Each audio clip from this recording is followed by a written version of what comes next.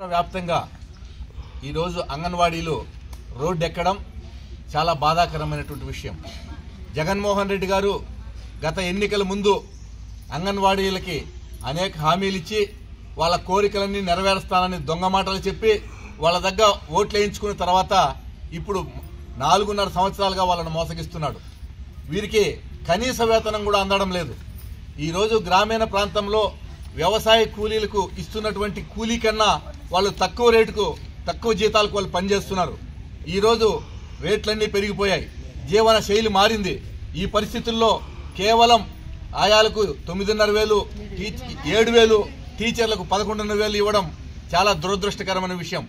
వాళ్ళు అడుగుతున్నటువంటి న్యాయమైన డిమాండ్ తెలంగాణతో సమానంగా మాకు వేతనాలు ఇవ్వండి అని, 24,000 రూపాయలు ఇవ్వండి అని. కనీసం ఇక్కడ సంక్షేమ పథకాలైనా ఇస్తున్నారా అంటే ప్రభుత్వ సంక్షేమ పథకాలు కూడా ఈ అంగన్వాడీ టీచర్లకు లేకుండా చేశారు. అమ్మఒడి లేదు, వాళ్ళ ఇంట్లో ముసలోళ్ళు ఉంటే పింఛన్లు లేవు.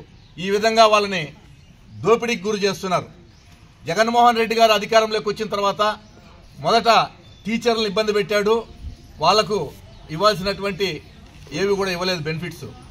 ఎన్జీఓలను ఇబ్బంది పెట్టాడు, ఇప్పుడు అంగన్వాడీల మీద పడ్డాడు.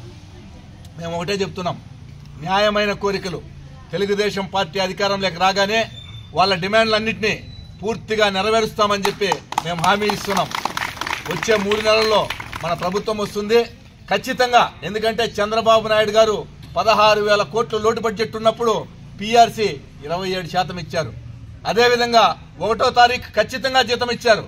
ఈ రోజు జీతాలు తీసుకోవాలంటే ఈ రోజు 15వ తారీఖు వచ్చిన నిన్న మంగళవారం 1,000 కోట్ల రూపాయలు అప్పు తీసుకుని ఈ రోజుకి కూడా ఉద్యోగాలకు జీతాలు ఇవ్వలేని పరిస్థితి. 1వ తారీఖు జీతం ఇచ్చినటువంటి వ్యక్తి చంద్రబాబు నాయుడు. అటువంటి వ్యక్తిని తిరిగి ముఖ్యమంత్రిని చేసి అంగన్వాడీ వాళ్ళ కోరికలన్నింటినీ కూడా మేము నెరవేరుస్తామని చెప్పి ఈ సందర్భంగా తెలియజేస్తున్నాను.